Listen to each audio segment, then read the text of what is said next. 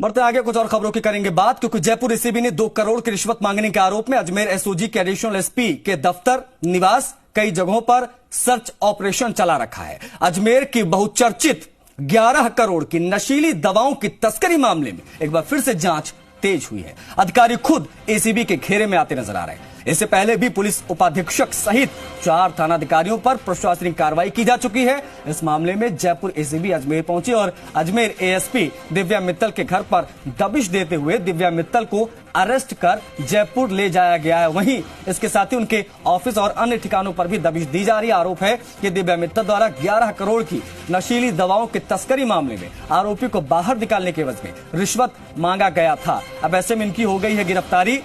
बड़ी अधिकारी एसओजी के एडिशनल एसपी इनको गिरफ्तार करके जयपुर लेकर जाया जा रहा है। 50 लाख रुपए की घूस मांग रही थी, लेकिन यहां पर हो गई गिरफ्तार। मामला इनके ऊपर दर्ज हुआ और मामला देखते देखते तूल भी पकड़ रहा है।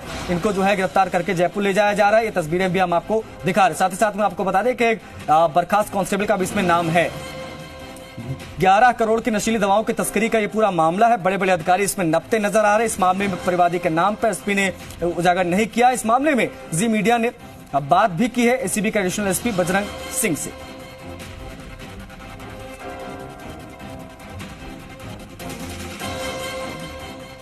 जयपुर एसीबी की ओर से आज कार्रवाई को अंजाम देते हुए अजमेर के एसओजी में एडिशनल एसपी के पद पर तैनात दिव्या मित्तल को जयपुर ले जाने की बात कही जा रही है। जयपुर एसओजी की टीम अजमेर पहुंची और अजमेर के एआरजी स्थित उनके निवास स्थान से उनको अरेस्ट किया गया है और उन्हें गाड़ी में बिठा लिया गया है। एसओजी की टीम यहाँ पर मौजूद है और लगातार इस मामले में कार्रवाई की जा रही है। बताया जा रहा है कि अजमेर के साथ ही अलग अलग 4 स्थानों पर जो है ये कार्रवाई को अंजाम दिया गया और इस मामले में कार्रवाई की गई है। बताया जा रहा है कि अजमेर के रामगंज के साथ ही अलबरगेट थाने में 11 करोड़ की नशीली दवाओं की तस्करी का मामला जो है चल रहा था, जिसकी जांच जो है दिव्या मित्तल द्वारा की जा रही थी और इसी दौरान इन पर भी आरोप लगा कि 2 करोड़ रुपए की इन्होंने जो है रिश्वत मांगी है। इसी रिश्वत के मामले में जो है इनको अरेस्ट किया गया है। हमारे साथ एडिशनल एसपी है, उनसे पूछते हैं सर, इस मामले में अब आगामी जो कार्रवाई है वो किस तरह से होनी है? अभी इनको अरेस्ट किया गया है या फिर इनको कहीं ले जाया जा रहा है? अभी अनुसंधान के लिए अनुसंधान अधिकारी इनको आगे कार्रवाई के लिए जयपुर लेके जा रहे हैं।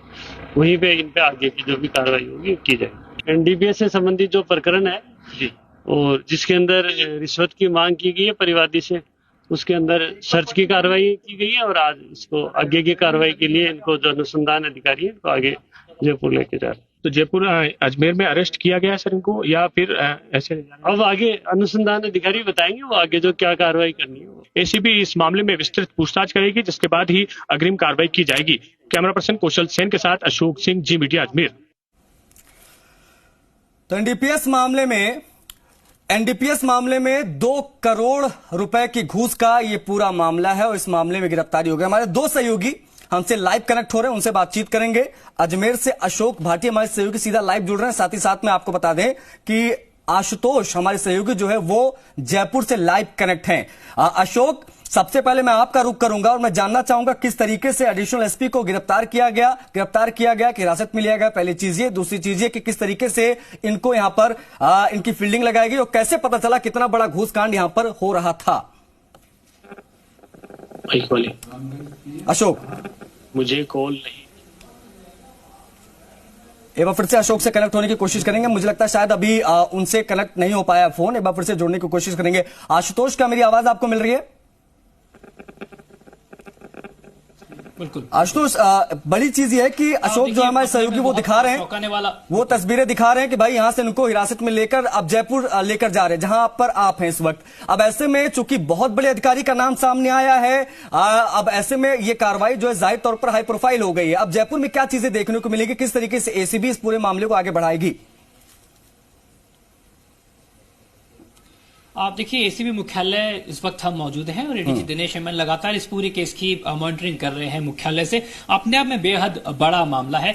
समझने की कोशिश इस तरीके से हम कर सकते हैं कि जिन कंधों पर यह जिम्मेदारी रहती है कि कोई भी ऑर्गेनाइज क्राइम हो रहा हो, कोई भी संगठित अपराध हो रहा हो, चाहे वो किसी माफिया का हो या वो किसी ड्रग माफिया का हो या कोई अपराधी हो उनको रोकने का काम जिस एजेंसी के हाथों पे होता है, अगर उसी एजेंसी के अंदर काम करने वाले जो पुलिस अधिकारी हैं अगर वो इस तरीके से घूस की डिमांड करते हैं डरा धमकाकर, तो ये कितना चौंकाने वाला मामला होता है। हमारे साथ में एसीबी से एडीजी दिनेश अमन हमारे साथ में मौजूद है। सर, ये अपने में बहुत चौंकाने वाला मामला है। बीइंग पुलिस ऑफिसर आपको बहुत कभी कभी ये तकलीफ दे भी होता होगा कि इस तरीके से पुलिस ऑफिसर घूस मांगते हैं।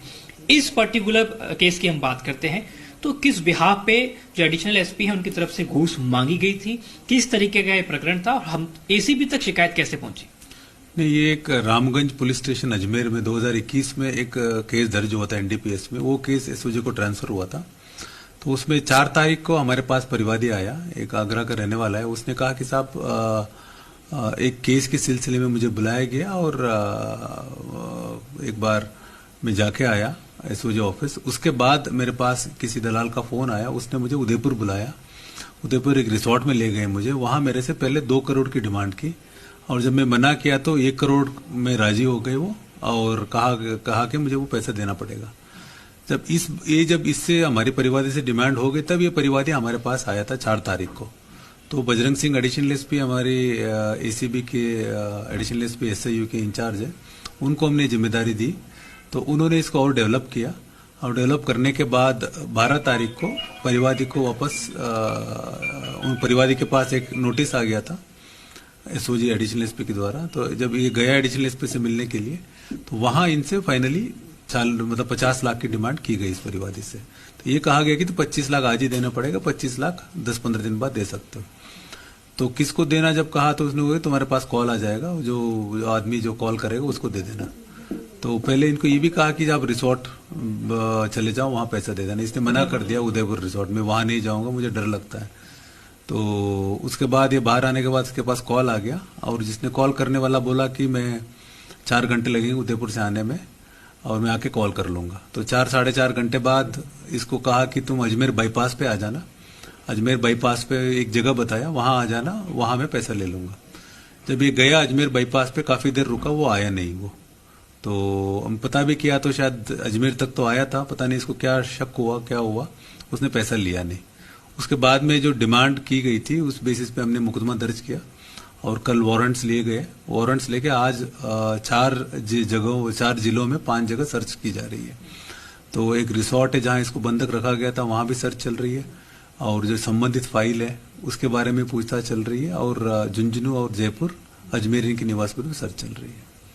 क्या डरा धमकाया? जैसे अभी तक जानकारी में आया एनडीपीएस का मामला था, नशीली कुछ दवाओं से जुड़ा हुआ, ये तकरीबन 2021 का मामला था।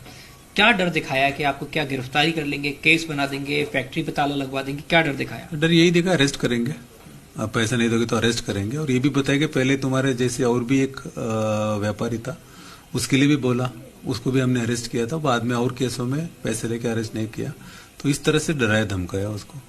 एसीबी तकनीकी पहलुओं पे भी काम करती है, किसी गुप्त बातचीत को सुनना। इस पूरे प्रकरण में जो डिमांड की गई है आरपीएस की तरफ से, महिला आरपीएस की तरफ से, क्या वो स्पष्ट तौर पे सामने आ रही है? 50 लाख की जो डिमांड की जा रही है कि ये हिस्सा मेरा होगा?